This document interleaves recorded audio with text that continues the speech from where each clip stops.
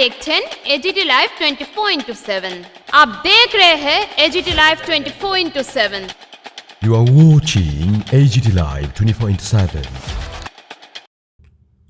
প্রতিবারের মতো আবারও শুরু হয়েছে ধলাই জেলা ভিত্তিক পুষ্প প্রদর্শনী ও মেলা। 24শে জানুয়ারি শনিবার বিকেলে আমবাসা টাউন হল প্রাঙ্গণে ফিতা কেটে পুষ্প প্রদর্শনী ও মেলার শুভ উদ্বোধন করেন আমবাসা পৌর পরিষদের চেয়ারপারসন প্রতিমা মালাকার। অন্যান্য অতিথিদের মধ্যে উপস্থিত ছিলেন কাউন্সিলর সুমন দেবনাথ, ডিডিএইচ ধলাই সুব্রত সরকার, SA আমবাসা জয়াপ্রভা দেববর্মা সহ অন্যান্যরা। উদ্বোধনের পর পুষ্প প্রদর্শনী স্থল ঘুরে দেখেন উপস্থিত অতিথিগণ। Bureau report AGT Live 24/7।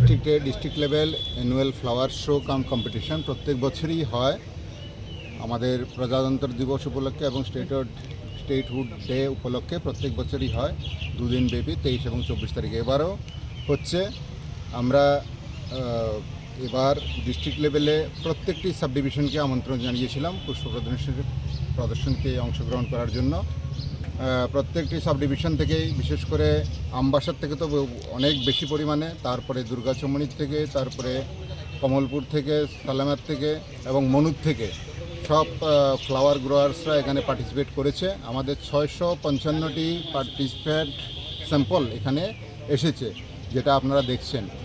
এর মধ্যে আমরা পুরস্কৃত করেছি 45 জন ফার্স্ট প্রাইজ, 45 জন সেকেন্ড প্রাইজ এবং 43 জন থার্ড প্রাইজ, এবং আরও 75 জন বিশেষ পুরস্কারে পুরস্কৃত হয়েছে। তাছাড়া এবার আমরা ঘোষণা করেছিলাম পুষ্প গ্রোয়ার যারা আছেন তাদের উৎসাহ দানের জন্য আমরা যারা এখানে পার্টিসিপেট করবেন সবাইকে সান্ত্বনা পুরস্কার আমরা দেব।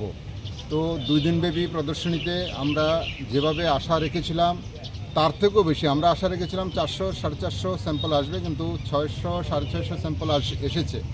এবং অনেক, এইবার যে শীতের মরশুম খুব কম, তারপরেও ফ্লাওয়ার গ্রোয়াররা যেভাবে ফুল করে তুলেছেন, ফুল ফুটিয়েছেন, এটা দেখতে সত্যি অবাক লাগে। তো আমরা সব ফ্লাওয়ার গ্রোয়ারদের আপনাদের মাধ্যমে ধন্যবাদ দিতে চাই এবং এই বক্তব্য রাখতে চাই, আগামীবার আমরা আরও বেশি পরিমাণে পুরস্কারের ব্যবস্থা করব। সবাই যাতে উৎসাহ সহকারে পুষ্প পালন করে এবং পুষ্প উৎপাদন করে এবং আমাদের অনুষ্ঠানে যাতে অংশগ্রহণ করে। যে আমাদের মিড যে স্কিম আছে, সেই স্কিমের মাধ্যমে আমরা নার্সারি গ্রোয়ারদের জন্য নার্সারির ব্যবস্থা করি। যারা নার্সারির জন্য যতটুকু ধরনের যন্ত্রপাতি ইকুইপমেন্ট দেওয়ার ব্যবস্থা আছে সেগুলি আমরা করি। এবং যারা, যেমন আপনারা আগরতলাতে দেখেছেন অনেকগুলি নার্সারি গড়ে উঠেছে, সবগুলি প্রায় দপ্তরের সাহায্য নিয়েই গড়ে উঠেছে এবং সেগুলি দিনে দিনে গ্রো হতে হতে এত বড় হয়েছে। সেটা আমাদের এখানেও স্কিম আছে। যারা গ্রোয়ার্স, এখানে যারা আপনারা গ্রোয়ার্স দেখছেন, এরাও আমাদের কাছ থেকে সাহায্য পেয়েছেন।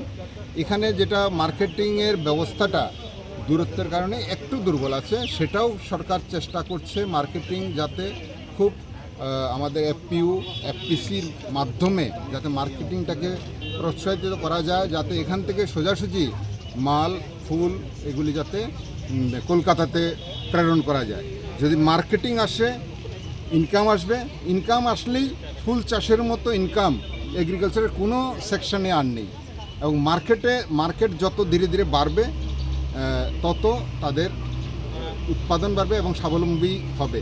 একজন নার্সারি ম্যান যেভাবে ইনকাম করতে পারে সাধারণ কৃষক পারে না। এই জন্য ফুল চাষ সবাই উৎসাহের সাথে করে যারা।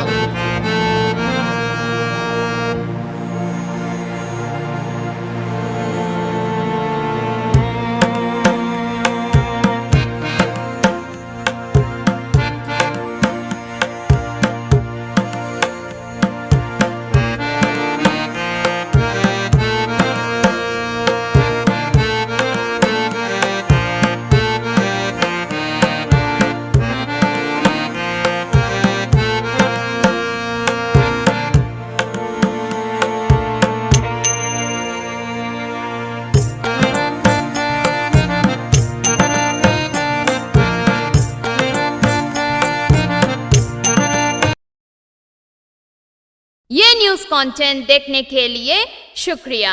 अगर आपका कोई सुझाव है तो हमें कमेंट कीजिए, सब्सक्राइब कीजिए AGT Live 24/7। Thanks for watching AGT Live 24/7।